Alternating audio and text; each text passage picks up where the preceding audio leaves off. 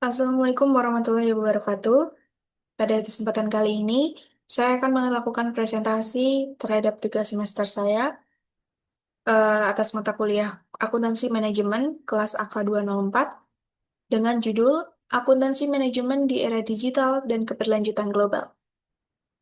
Perkenalkan, nama saya Yuliana Nur Sufiati, NIM 240301021054. Yang pertama, latar belakang.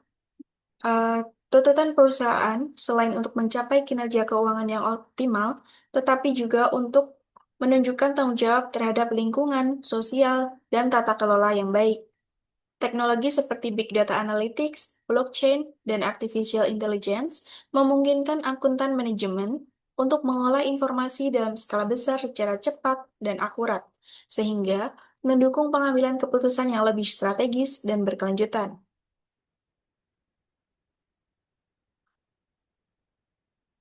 Menggeser fokus perusahaan dari profit semata menuju ke triple bottom line, yaitu profit, people, dan planet. Menggunakan environmental, social, dan juga governance. Akuntansi manajemen memainkan peran penting dalam mengidentifikasi, mengukur, dan mengendalikan biaya dan manfaat dari aktivitas terkait ESG. Di Indonesia sendiri, skor ESG yaitu pada 50,24 dengan ranking 129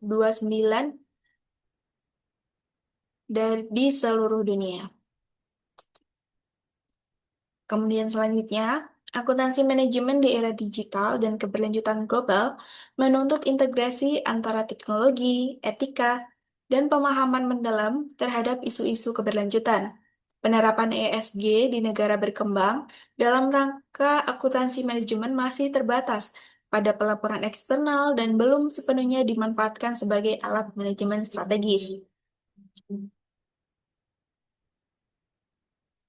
Herzig dan Skeltiger 2011 menekankan perlunya pendekatan akuntansi manajemen yang lebih holistik dalam mendukung pengelolaan isu lingkungan dan sosial secara internal. Penting untuk mengidentifikasi dan memahami isu-isu internasional terkini dalam akuntansi manajemen agar perusahaan dapat menyesuaikan strategi dan sistem informasi internalnya dengan baik. Kemudian eh, masuk ke pembahasan ESG atau Environmental, Social, and Governance. Investor dan regulator kini menilai perusahaan tidak hanya berdasarkan kinerja keuangan, tetapi juga berdasarkan tanggung jawabnya terhadap lingkungan, sosial, dan tata kelola. Indikator eksternal yang dilaporkan pada pemangku kepentingan integral dari proses pengambilan keputusan internal perusahaan. Perusahaan yang berhasil mengintegrasikan aspek ESG ke dalam sistem akuntansi manajemennya akan memiliki keunggulan dalam merespon tantangan global serta dalam menciptakan nilai keberlanjutan bagi seluruh stakeholders. Digitalisasi dan Big Data Analytics. Akuntansi manajemen kini dituntut untuk mampu menganalisis data dan jumlah besar secara cepat, dalam jumlah besar secara cepat dan akurat untuk mendukung pengambilan keputusan. Digitalisasi juga memungkinkan sistem akuntansi berbasis cloud, dashboard real-time, dan predictive analytics yang lebih strategis. Akuntan manajemen dituntut untuk tidak hanya memahami prinsip akuntansi, tetapi juga memiliki literasi data dan kemampuan analitik yang kuat sebagai mitra strategis dalam merancang kebijakan berbasis data. Kemudian isu selanjutnya, globalisasi dan harmonisasi standar. Perbedaan standar akuntansi antar negara dapat menimbulkan kesulitan dalam membandingkan laporan keuangan, menghambat investasi lintas batas, dan menurunkan kepercayaan investor global. Mengatasi hal tersebut, IFAK dan IMA mengembangkan prinsip-prinsip praktik terbaik untuk mendorong integrasi sistem akuntansi manajemen global seperti Global Management Accounting Principles, ASEAN Federation of Accountants, International Financial Reporting Standard atau IFRS, dan Generally Accepted Accounting Principles atau GAAP. Harmonisasi tidak hanya mengurangi biaya kepatuhan bagi perusahaan multinasional, tetapi juga meningkatkan keterbacaan dan kepercayaan terhadap laporan keuangan di mata investor global. Isu selanjutnya ada ketidakpastian ekonomi. Konsep rolling forecast, analisis skenario, dan pendekatan risk-based budgeting menjadi penting untuk menjaga kelangsungan operasional dan stabilitas finansial.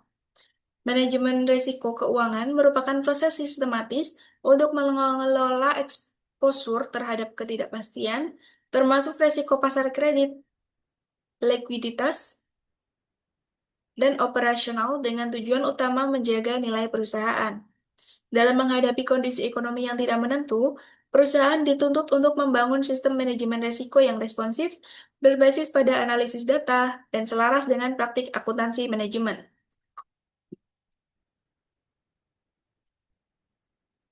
Kemudian isu selanjutnya, circular economy dan green costing.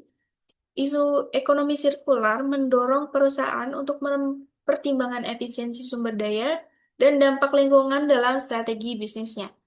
Ekonomi sirkular menekankan pada pemanfaatan kembali, daur ulang, dan perpanjangan siklus hidup produk untuk meminimalkan limbah dan penggunaan sumber daya alam. Akuntansi manajemen berperan dalam penyusunan perhitungan biaya daur ulang, efisiensi energi, dan pengukuran dampak lingkungan melalui metode seperti life cycle costing dan material flow cost accounting atau MFCA. Pendekatan green costing membantu perusahaan dalam mengungkap biaya tidak langsung yang timbul dari polusi, limbah, dan penggunaan energi, sekaligus mendorong peningkatan efisiensi melalui pengembangan produk yang lebih berkelanjutan secara lingkungan. Sistem green accounting yang terintegrasi dengan prinsip circular economy dapat mendorong perusahaan untuk berinvestasi dalam teknologi bersih, mengurangi jejak karbon, dan menciptakan nilai tambah dari limbah atau produk sisa. Kesimpulannya, isu-isu internasional terkini dalam akuntansi manajemen seperti ESG, digitalisasi, globalisasi, ketidakpastian ekonomi, dan ekonomi sirkular menunjukkan bahwa fungsi akuntansi manajemen telah meluas dari sekedar pengukuran biaya menuju peran strategis dalam menciptakan nilai berkelanjutan. Globalisasi mendorong perlunya harmonisasi standar akuntansi internasional agar laporan keuangan perusahaan multinasional dapat disusun secara konsisten dan dapat diperbandingkan lintas negara. Akuntan manajemen kini dituntut untuk tidak hanya andal secara teknis, tetapi juga melek teknologi, memahami keberlanjutan, dan mampu menyelaraskan strategi bisnis. Kemudian untuk tugas semester berupa soal,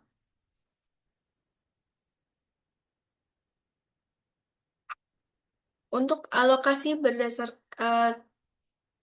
atas perusahaan Elegan dan Vina dengan komponen direct labor masing-masing sebagaimana berikut.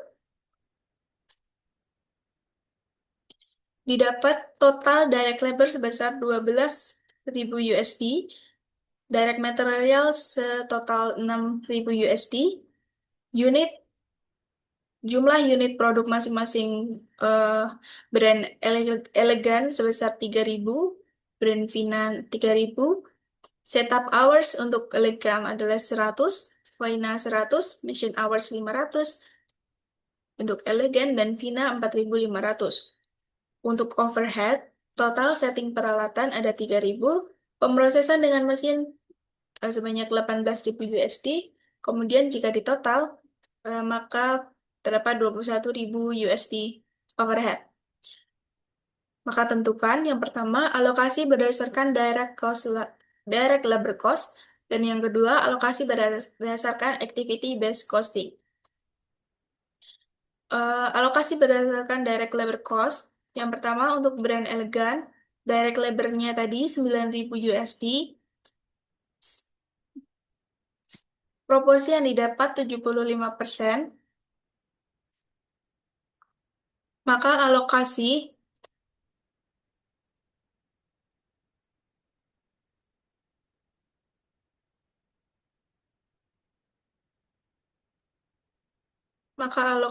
yang didapat yaitu 15.750 USD. Kemudian untuk brand Vina dengan proporsi 25%, alokasi yang didapat 5.250 USD. Proporsi ini dihitung dari direct labor dibagi total direct labor dikali 100%. Total direct labornya ini tadi. Untuk alokasi overhead-nya adalah total overhead 21.000 dibagi oleh proporsi atau 75%.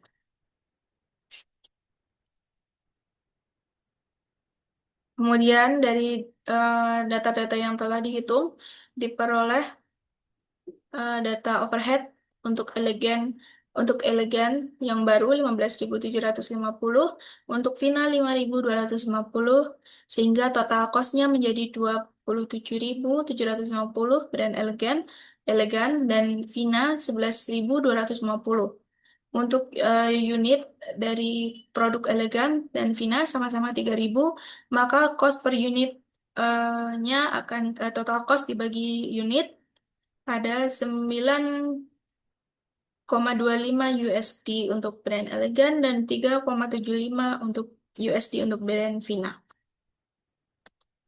Selanjutnya, lokasi berdasarkan activity based costing. Yang pertama ada drivernya. Untuk driver setting peralatan ada berupa setup hours. Untuk pemrosesan mesin menggunakan machine hours. Untuk brand elegan, overhead-nya menjadi untuk brand elegan dengan overhead 9.000, total hours 75%, maka activity rate per hours menjadi 15.750 USD. Demikian rupa dengan Vina menjadi 5.250 USD. Kemudian alokasi overhead-nya untuk brand elegan, maka menggunakan setup hours 100 dan brand Vina 100 dengan overhead 1.500 masing-masing. Kemudian untuk machine hours-nya 5.000 dan 4.500 didapati overhead 1.800 dan 16.200. Kemudian di total untuk brand elegan 3.300, untuk brand Vina 17.700.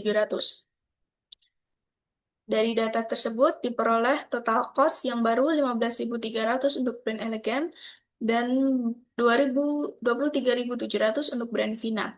Dengan unit produk 3.000, maka cost per unit brand elegan 5,1 dan brand Vina 7,9 USD.